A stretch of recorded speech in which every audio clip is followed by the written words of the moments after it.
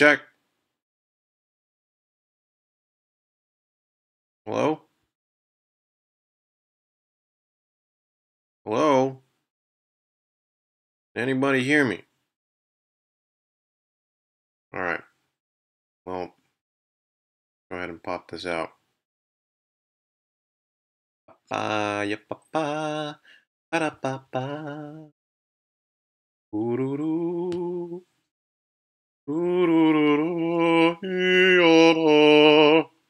Da-da. Nee-nee-da-da. Da-da-da-da-da. Ee-da-da. Nee-nee. Ya-da-da-da. Ya-da. Me. Ya-da-da. Ya-da. Me. Ya-da-da. Me. Ya-da-da. Me. Ya-da-da. Welcome, everyone, to another live stream. In today's lesson, we're going to try and master something. Sup, Decap? How you doing? So I'm not very good at mastering. It's something that I'm trying to get better at. Hopefully, we can kind of learn together in this process.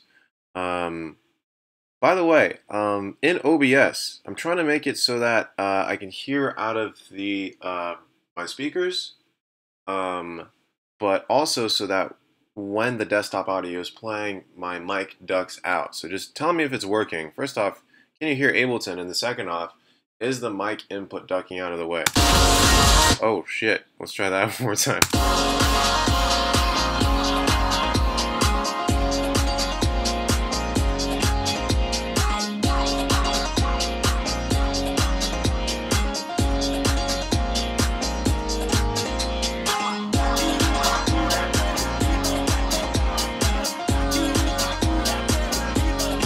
Go. Alright.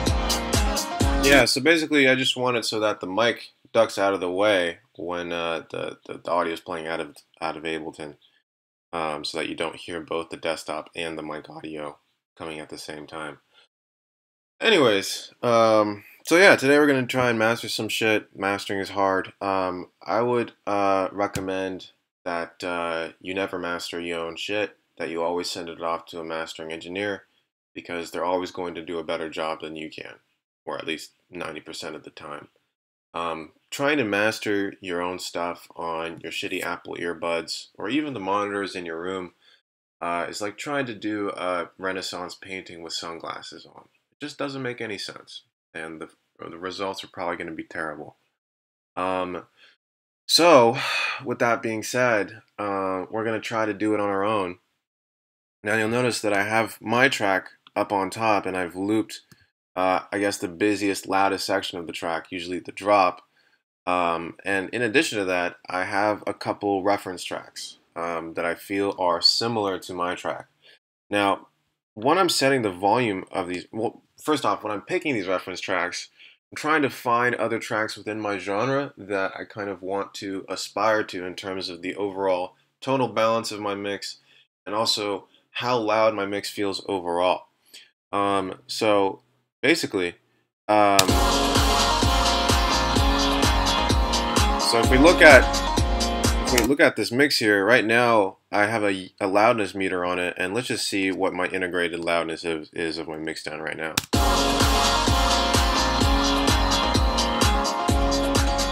It's like minus 19 basically.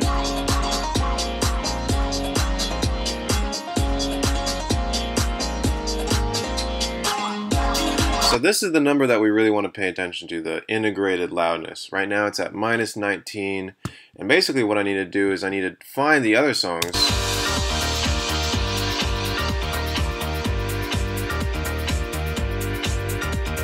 And then basically what I'm trying to see is I'm trying to match the kind of average overall loudness measured in LUFS so that they're exactly the same as my mix down. So you know, if this is at like minus 19 or whatever, pretty fucking close. And and then I have one more reference track here. Also around -19.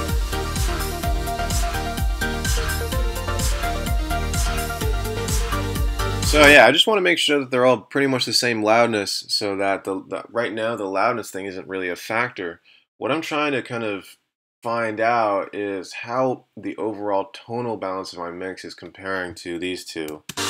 So obviously with the Eric Prydz one, it's a lot bassier, and there's like a lot of mids that have been carved out, whereas the Michael cassette mix,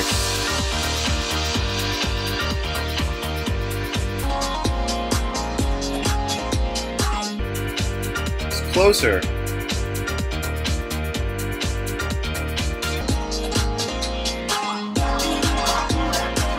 There's definitely a lot of kind of mid-range muddiness that's still present in my mix that I might want to take out later to kind of get it closer.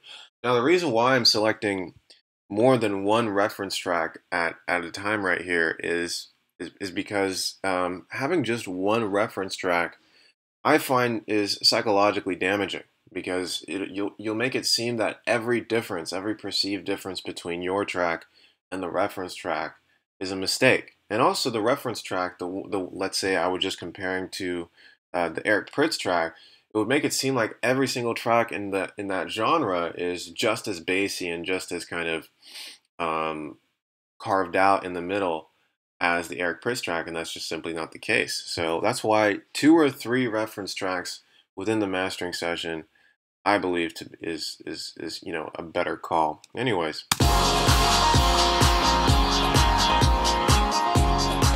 Cool, so first thing I'm going to do is put a glue compressor, and I'm just going to use a preset here. I'm going to use the Make It Loud preset. Oh shit, so obviously that made it a lot louder. But what I'm trying to do is I'm trying to basically glue the whole mix together. And this is usually the first thing I kind of do on my mastering chain, and this is just a way, this is kind of like an in-between process between getting you know, your mix down and the mastering. I mean, this is just kind of like in between. So it could be thought of as the last step of the mixdown or the first step of the mastering chain, just to kind of glue everything together. So I'm just going to lower it just slightly. So it just starts tapping up against there.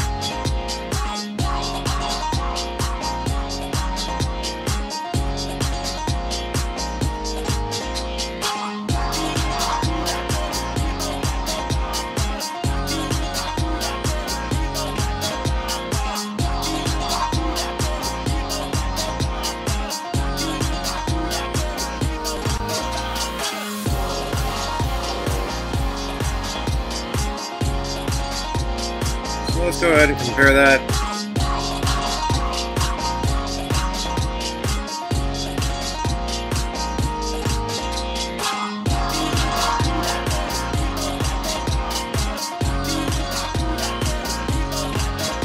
Just sounds a little bit more together. Now the reason why I'm using the glue compressor is that I just think it sounds nicer. And I like just how simple it is, how simple the attack and release times are. This auto attack release is pretty useful because it actually has two kind of measurements. It's like 2 parallel release times at the same time, one being very short for like peaks and one being very, very long, like the kind of average loudness of the mix. So that's why I like using the glue compressor. It's just nice. And notice I'm not doing this. I'm not kind of totally squashing it. I'm trying to find a sweet spot there. Probably around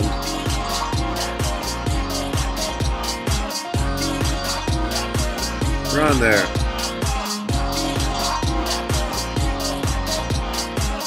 Maybe a little bit less.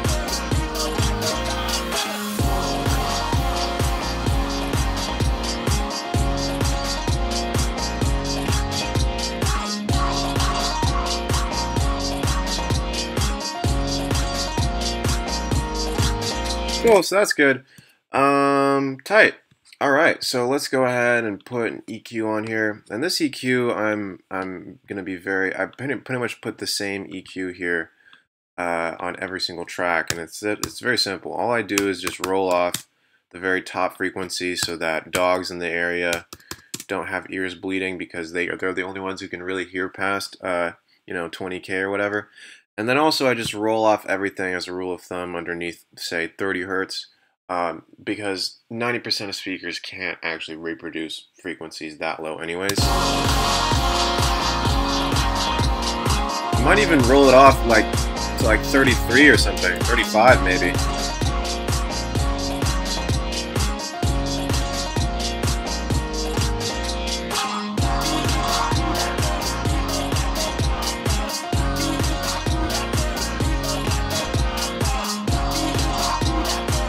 Yeah, I'm really not losing anything at 35. What if I try 40?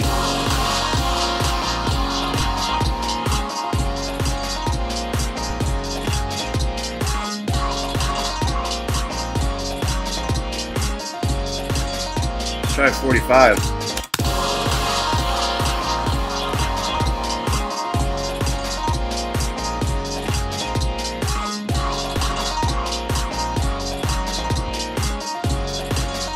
Very subtle at 45. I'm just going to be safe and do like 38 or something like that. So a couple of people are asking, wouldn't we want to have the EQ before the glue compressor? And I used to think of this way, of doing it this way as well. I always thought that having the EQ before the compressor is better. And keep in mind that this isn't the only compressor that I'm going to be using on the master. I'm going to be probably using another 2 or maybe even 3 compressors. The reason why I'm starting with the glue compressor is because, I mean, we're definitely going to be having the mix be compressed, right? So it wouldn't really be representative of what the track will sound like if I'm EQing without any compression on there. I wouldn't be making informed decisions as to what the track will eventually end up sounding like. Like I said, this is kind of like an in-between step between the mix down and the mastering. It's like almost like a pre-master, post-mix down kind of gluing device. But keep in mind that I'm going to be adding like maybe another 2, maybe another 3 compressors after this. Cool. The advice I've heard is to use 2 separate EQ8s high passing 4 times on 30 because the Ableton EQ doesn't have a brick wall EQ. Maybe. Yeah, the Ableton EQ maybe isn't the best. Probably the best one you can have is the FabFilter Pro Q2. I don't have that. Whatever. Like I said, I don't recommend doing this. I recommend hiring a mastering engineer, and this is only if you're just really fucking cheap. Cool. So let's actually change this to mid side, and let's carve out just a little bit higher on the sides there. Once again, I'm going to do the ×4. I'm probably going to raise this to 55.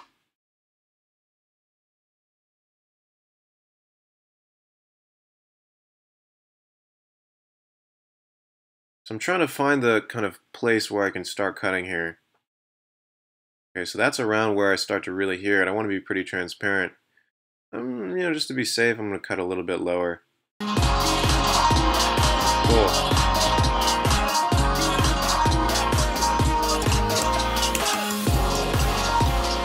Tight. Yeah, I'm basically just trying to remove the sub-frequencies out of the sides of the mix to make sure that basically the low end is perfectly mono.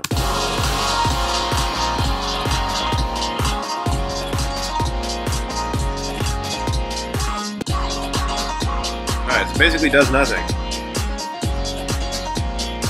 Cool. Awesome. So that EQ just basically is just a safety net, basically, just making sure that nothing is coming in below 38, and also, we're not ruining dog's ear holes there. Cool. Then I'm gonna add another EQ on there, and this one is gonna be be used for like a tonal balance type situation. So let's go back and compare this to the reference tracks.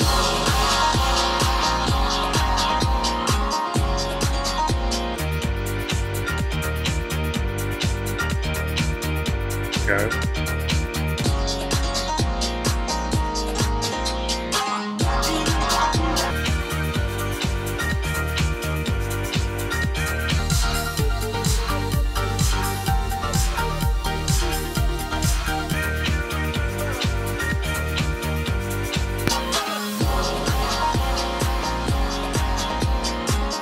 So my track definitely has too much mid-range compared to everybody else here. So what we can do before we start kind of getting into tackling resonant peaks and all that is just to do very kind of large Q cuts, subtractive cuts, somewhere in the middle there, just to kind of make the tonal balance of my mix a little bit closer to these reference tracks. And notice I'm leaving the Q very, very wide here. Generally, you probably don't want to lower the gain on any of these points more than like 2 or 3 dB. At that point, it's probably a issue with your mix itself, probably something to be best tackled in the mixdown phase. We're just trying to get the overall tonal balance of this mix just a little bit closer to the other tracks. Cool. So first I'm just going to see where that issue is. Maybe it's around here.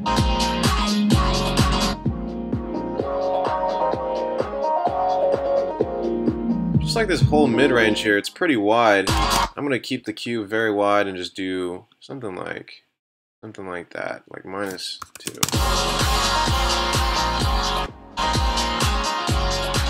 Let's go ahead and turn that on off.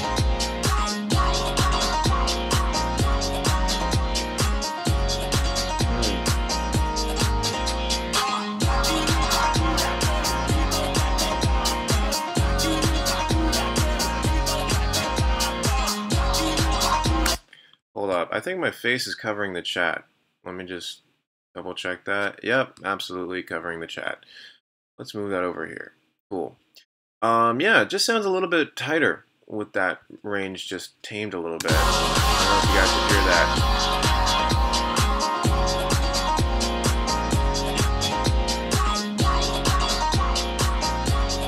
Maybe we're sucking a bit too much of the life out of there. Maybe just 1 dB there.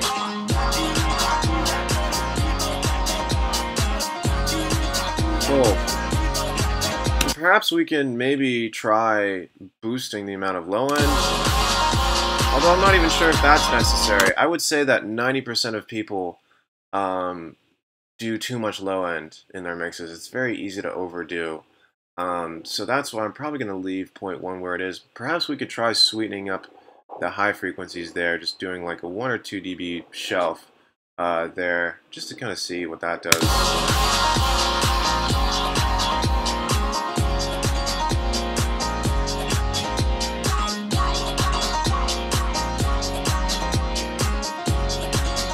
Can't really tell the difference there. Let's try 2 dB. Let's try a little bit higher.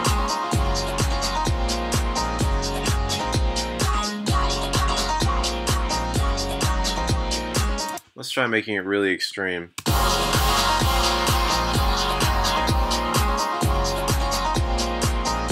Right. That's probably too extreme.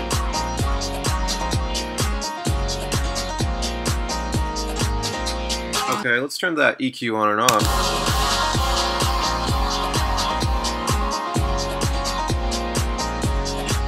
And for a second, let's just go ahead and like reference back to the other reference track.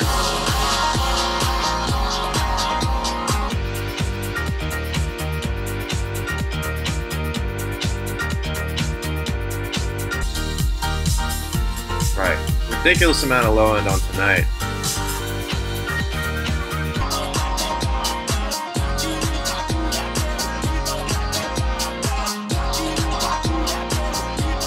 Yeah, okay, I really like what the EQ is doing there. I really like the changes in tonal balance.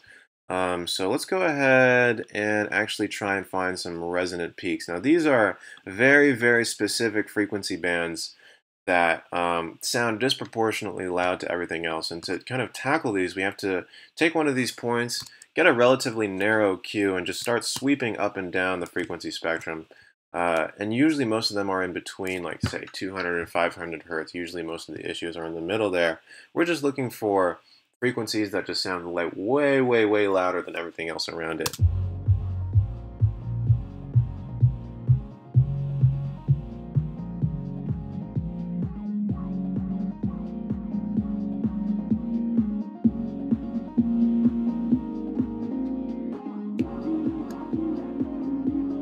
Yeah.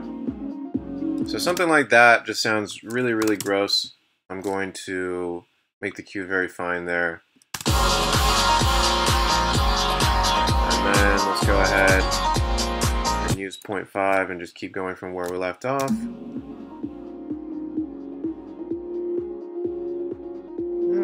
It's not terrible.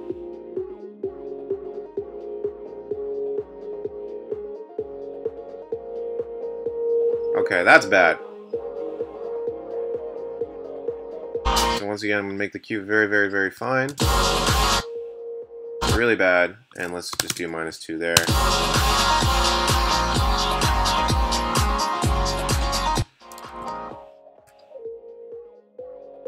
So you notice that when I'm actually sweeping up and down, my cue isn't super duper narrow. It's because if I were to kind of sweep up and down with the narrowest cue, everything would just sound like a resonant peak. It'd be very hard to tell what's going on.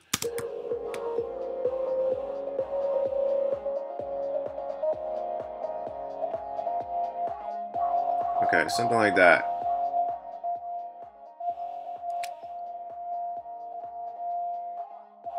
That's bad. So I'm going to go ahead and lower that. And let's take 0.7.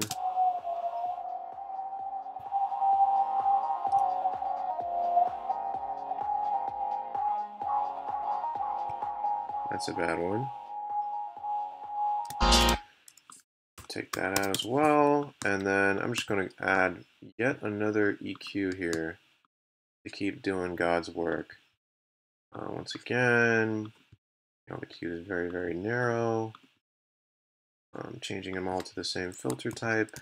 Keep going where we left off.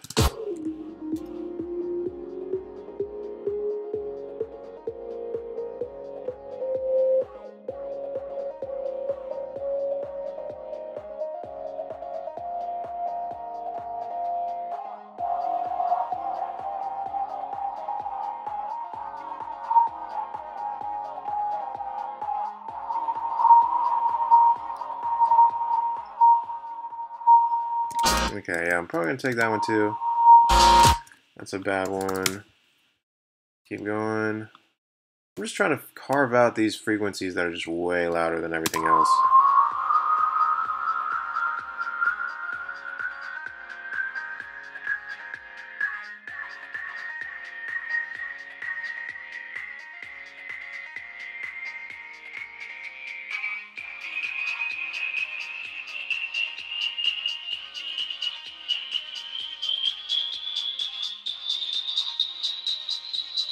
Okay, yeah, usually by the time I hit 1K, that's kind of when I run out of places to carve out stuff, because it's just, the frequencies are just too close to one another. So really, that's all I really needed to do there. And let's go ahead and just group what we have so far, and just turn it all on and off and just see what it's doing.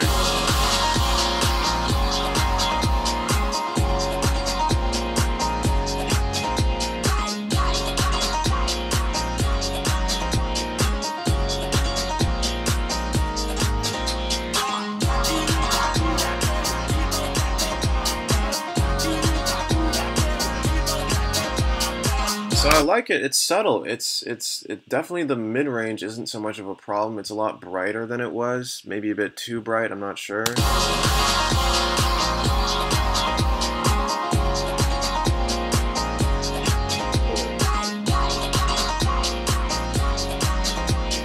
Tight. Let's try doing some multi-band compression now. I'm pretty bad with that. I really don't know how to do it well.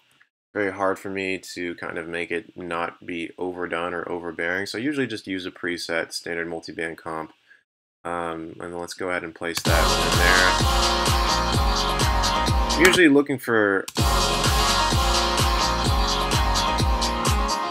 around 2 to 3 dB of gain reduction in each band. Let's go ahead and get that in the low end.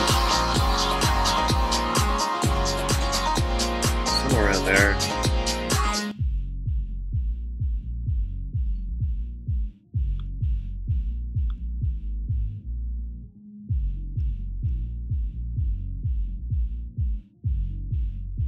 Okay.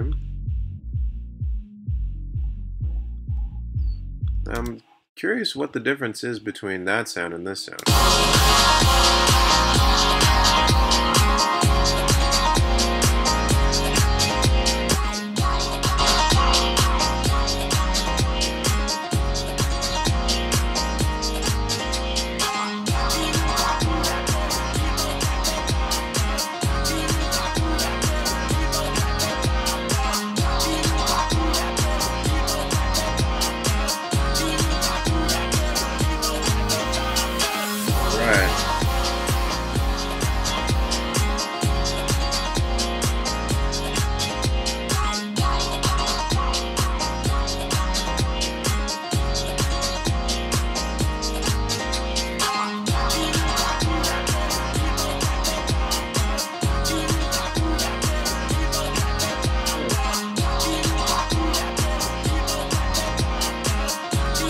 sounds a bit more together, I guess. I can't really tell, to be honest.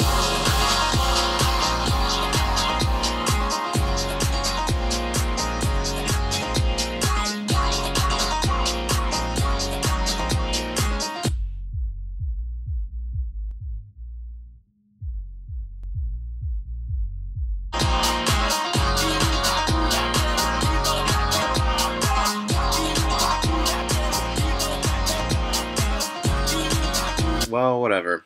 Yeah, once again, I'm really bad with the multi-band shit. Cool. Then after that, I usually put one last compressor on there. Make the attack really, really long, the release really, really long, and just make it very, very subtle.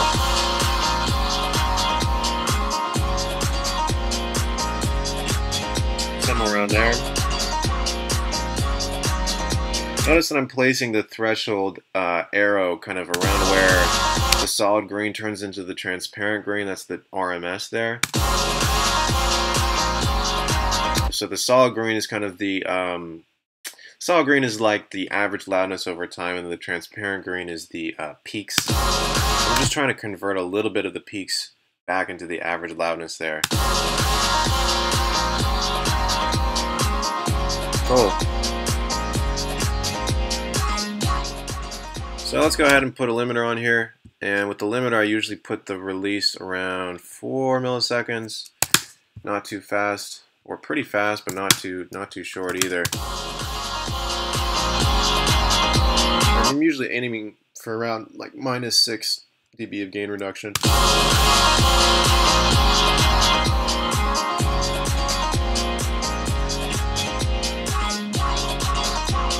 Cool.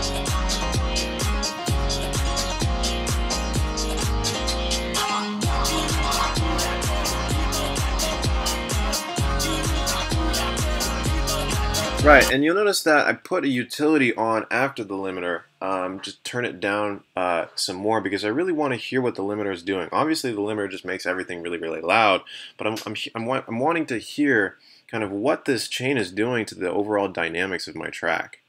Like,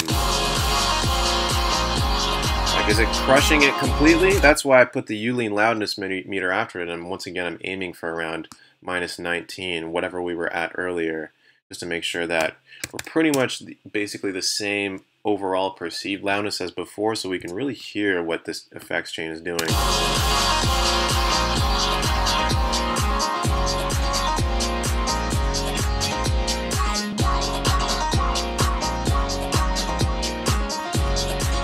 Wow.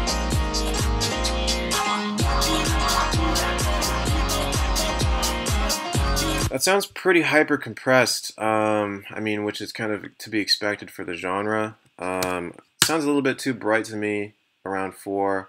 I would say maybe that the limiter is probably working a bit too hard. Let's go ahead and compare this to the other mixes. So maybe like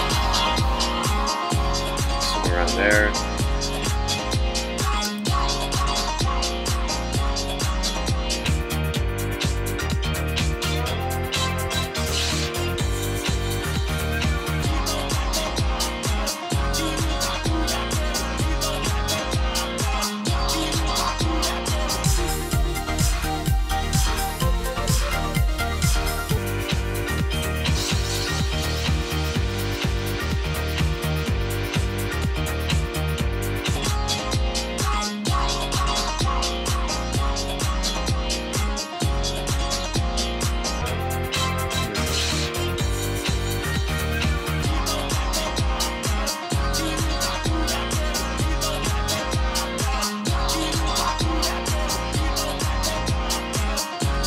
Still might be some bad frequencies around here.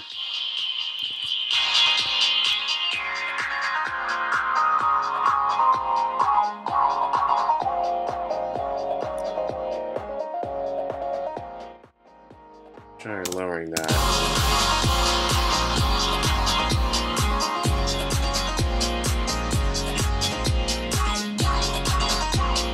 Cool, let's go ahead and see. Let's just see what the loudness here is like now. Okay, -8. That's not bad.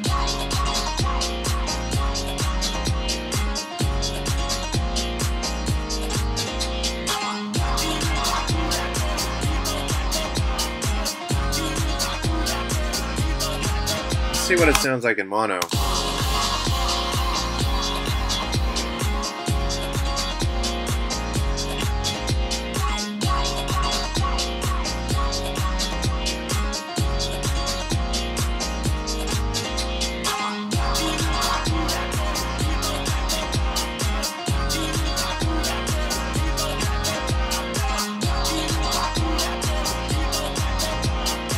How would you master lo-fi? You don't. It's lo-fi. It's supposed to sound bad. Anyways, let's try putting the imager on here and see if we can make it sound better. Maybe wider? I'm not sure.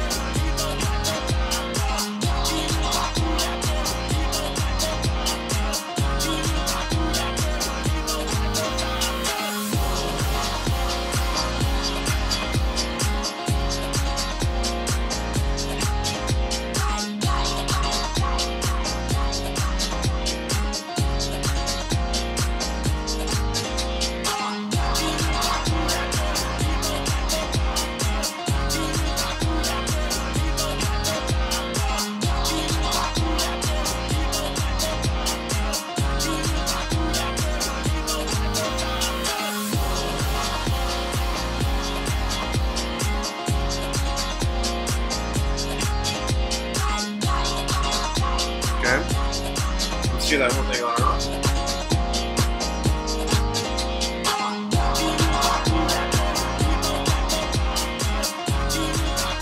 Ah, dude, that fucking sucks.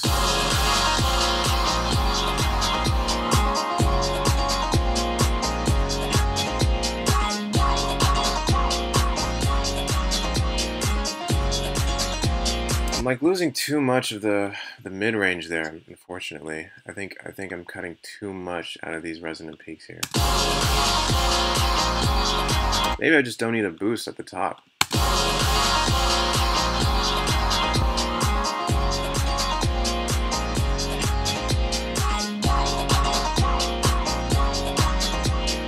Somewhere around there is good, I think.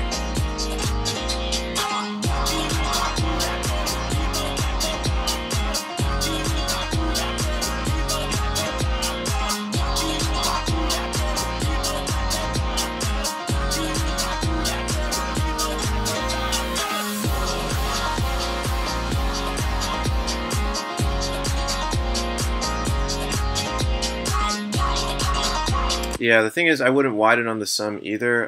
The thing is, I don't have the full ozone imager thing, so I can't really widen the individual bands. So I'm just not going to bother with this. Here's what I can try doing, actually. I can go to one of my EQs here, and I would actually maybe just do this on the side, just boost it a little bit up here. Those frequencies right there.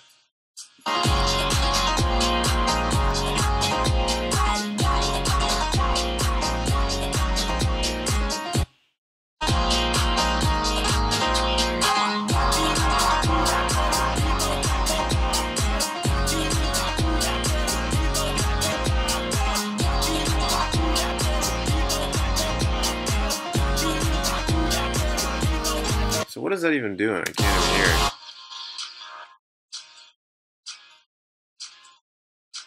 Let's actually change that to a shelf. Whoa. Somewhere around there.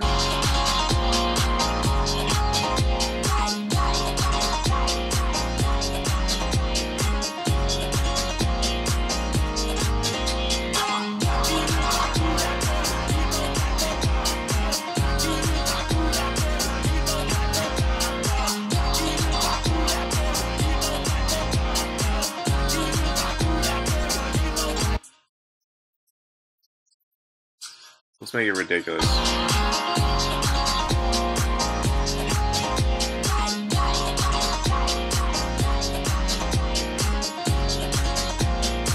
Honestly, I can't hear the difference.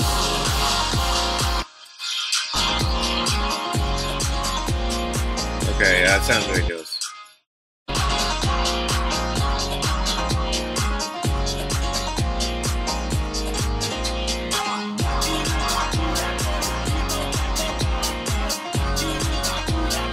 Cool. It's not bad.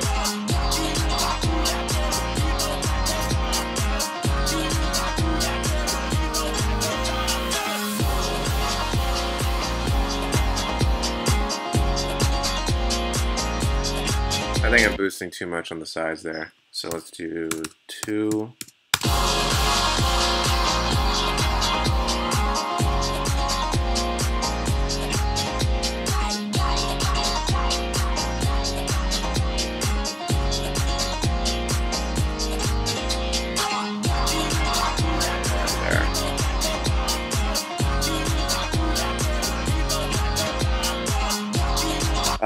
Yeah, you know, I just wouldn't recommend mastering your own shit. I think it's a bad idea. Let's go ahead and hear it back compared to that.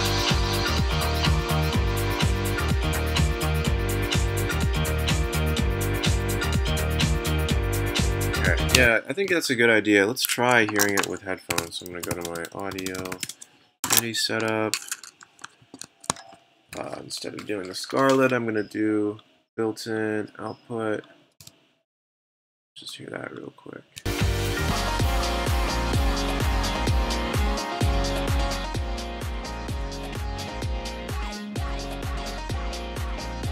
Let's play from earlier.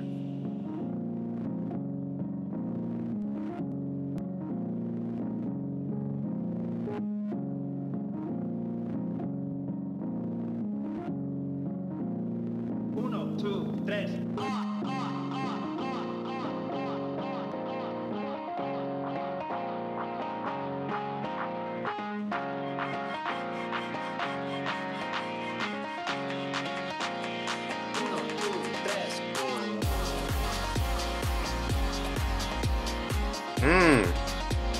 That sounds nice.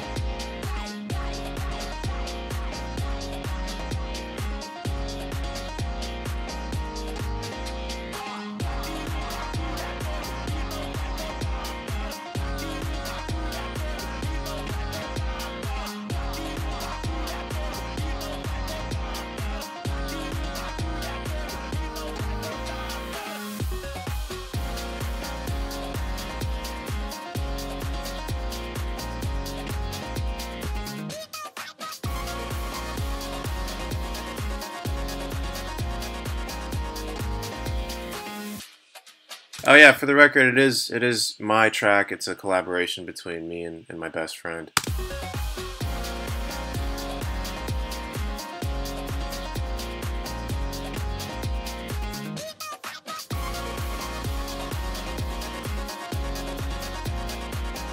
Cool.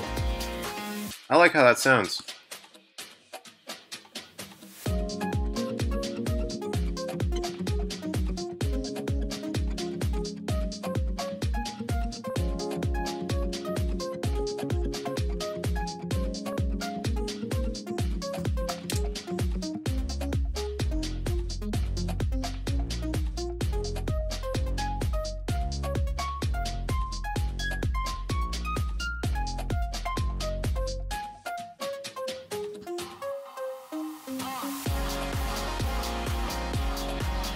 Oh, yeah, I'm going to go ahead and export that because I don't really know what else to do there.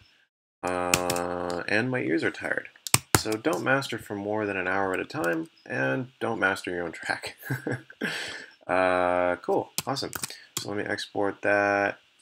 Let me get rid of these reference tracks as well.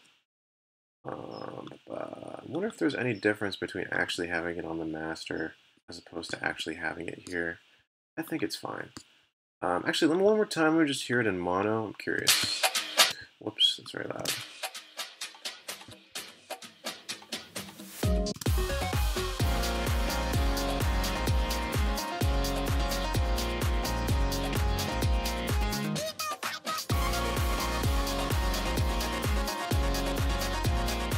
Yeah, it doesn't sound great in mono, which is a shame because you know it's got to go hard in the club. Club systems are all in mono, but yeah, we'll make do.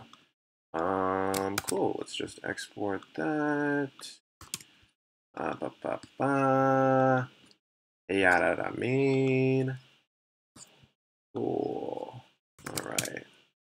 BJ Seinfeld, rip off, master 1. All right. Cool. Awesome. Yeah, I guess let's roast some tracks. Okay. Gonna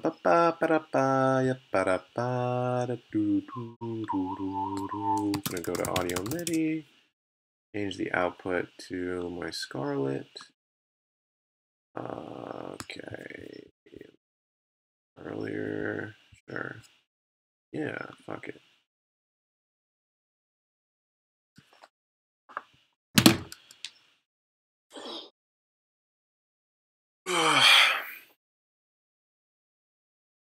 Yeah, this one's long. I'm not gonna roast this, it's too long. Cool, Liam Static. Let's do this one. All right.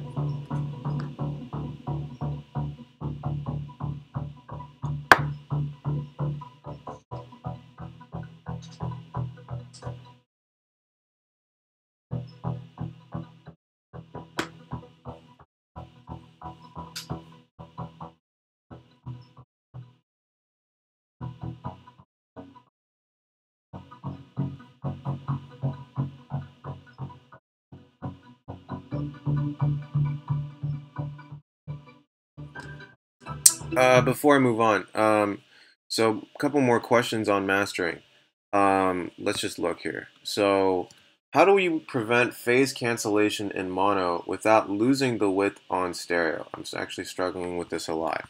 It's a great question. It's a great way to kind of prevent that is if you go back to your mixdown, place a utility on some of the tracks that feel very, very wide in the mix. Right click on the width knob, go to mid side mode, and basically what you want to do is take out the sides of many of your very wide synths, could be like a pad, could be like chords or whatever, and bring it closer to the middle so that as a result your mix sounds good in both mono and stereo. Because right now, check out my mix. In mono,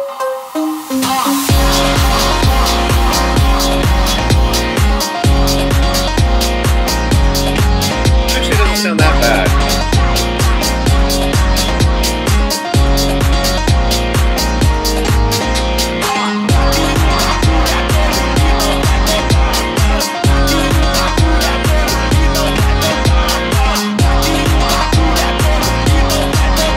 Sounds a little bassy in mono, so perhaps I could go ahead and in one of my EQs just go back to the mono side and turn down the amount of bass very, very slightly. Just basically create a shelf there, maybe use 0.2 and just turn that down very, very slightly, like minus 1 or so.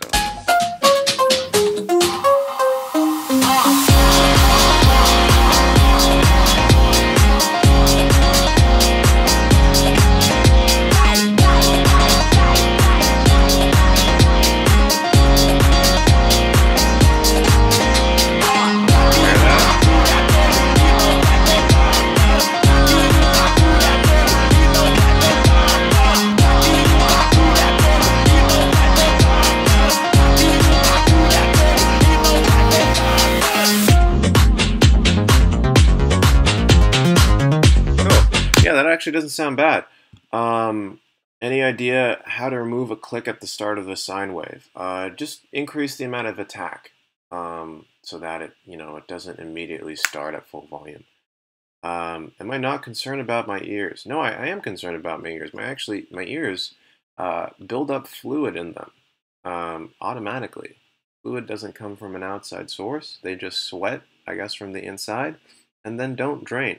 So occasionally I have to get ear enemas to extract the earwax that my body naturally creates and clogs up my ear holes. So that's what I'm doing later this week. Ellie, do I use a VST called G Monobase to mono the lower end? You can do that with the utility. You can do that with the mid-side EQ. That's what I'm doing here. But yeah, that plugin sounds nice. What do I think is most worth it? Paying for a mixing engineer or a mastering engineer? I would highly recommend you mix your own stuff. I would never, almost never recommend you master your own stuff. I would recommend mixing is subjective enough that you probably want to do it yourself because it just reflects more closely to your art. Um, but mastering, I think you need an objective set of ears there. So what I'm trying to do here is, I'm just trying to master my own shit just for the practice, but I'm definitely going to hire a professional mastering engineer and just compare and see what my master needs to compete with what a professional does. Because if I'm noticing that, his mixes are just like masters are just way louder than mine, or say he's boosting the high end way more than I do, that's something that I can utilize in the future. Be like, okay, I tend not to boost the treble here. Maybe I can just overcompensate for, the discrepancies in my ears and my setup. Cool. So I saw a vid about two dude who took Zans. They sound like you. I'm concerned. Okay. Um, is it true that after so many runs you completely lose perspective? What sounds better? Yeah, 100%. Um, cool. Have I tried Audacity? Have I tried Isotope Ozone? Audacity is, that's like the first program I use to record beats. I have tried Mushrooms. I have tried Audacity. I haven't really messed with Ozone that much. Um, cool. All right. Um, the attack is pretty long already. Are you sure the click isn't coming from a sidechain compressor or something like that? That could be it. How do I learn how to EQ multiple tracks in a bootleg mix? That's tough because I'm assuming that what you're saying when referring to bootleg mixes is trying to do a remix but not having the acapella, just having the full track. I would just try to EQ as much low end you can out of that, and maybe try to replace the original drums with yours and kind of sidechain out the original. Is there a way to record volume swells and feedback live? So like when you turn the knobs and the delay and stuff, yeah, you just enable the automation record. Okay, anyways, let's just listen to this track and roast it.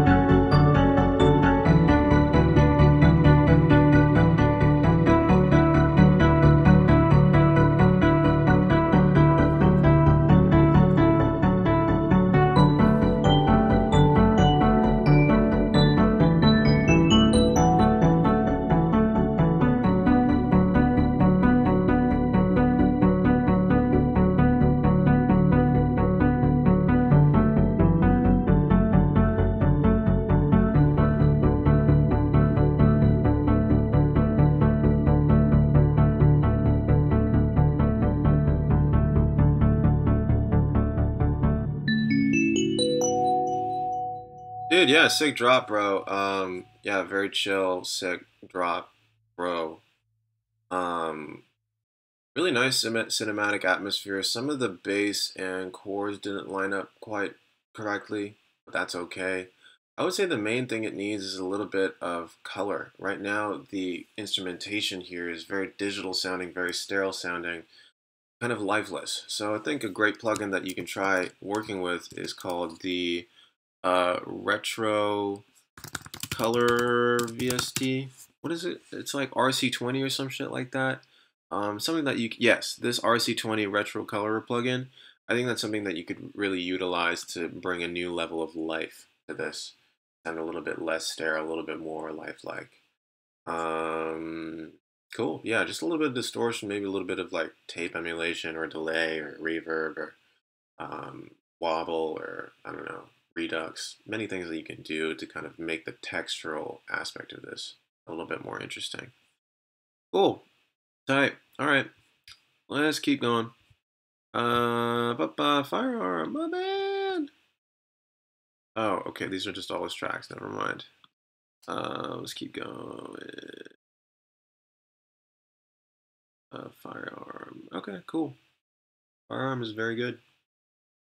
One of the most promising talents in my Discord. Cool. Ducks. Oh, nice. Hear this.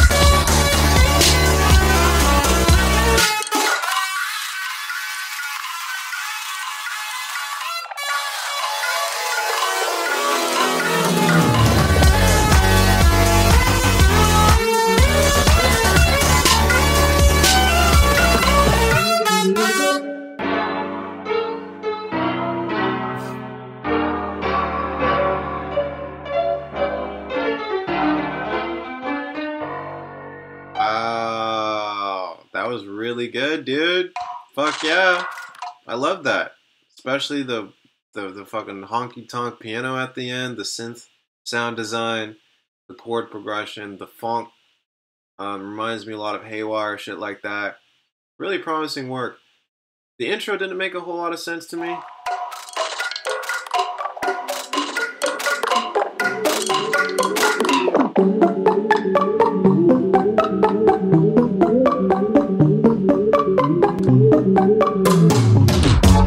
Yeah, it just doesn't really make any sense to me. Not sure if you need it, but it doesn't. It's not bad. Just not sure if it's necessary. Otherwise, the track is fucking awesome. I'm gonna give you a repost. Very good work. Cool. Yeah, that warms my heart, man. I love it when people actually make good music. Um, let's move on to Maddie Mosca. here we have Fats the Dragon. Oh boy. Oh boy, oh boy, oh boy.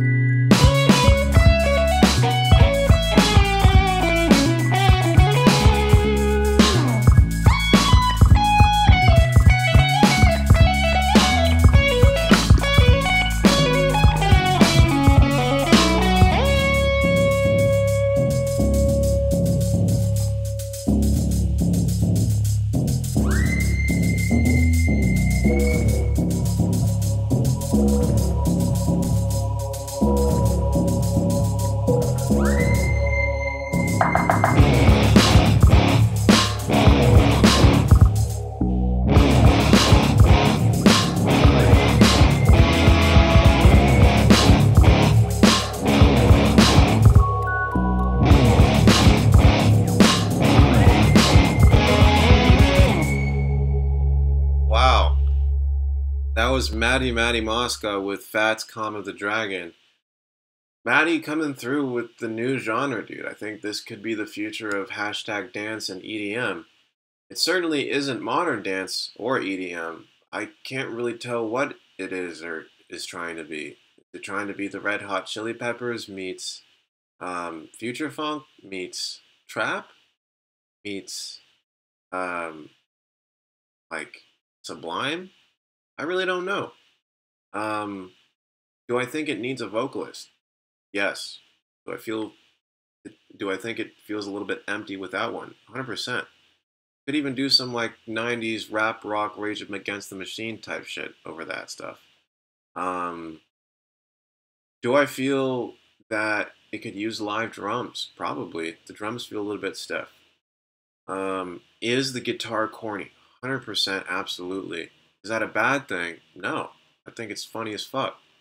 Um, but yeah, this is very interesting and weird, and I find a hard time criticizing it. I think if you just put a vocalist in there, mix it a bit better, maybe do some live drums, it could be the future of dance music. Anyways, Maddie, I gotta go, but keep up the great work. Thank you all for watching. I really appreciate it. Sorry if I'm not the best mastering engineer in the world, but let this be a lesson to you. Don't master your own shit. Hire an engineer. Guy I really recommend is innerportalstudio.com. His name is Tarakeith. Let me do this. He offers pretty affordable rates. I think it's like $70 a track. I'm super happy with what he's done for me. So highly recommend you check this guy out. He's very good. Anyways, have a great day, y'all. Later.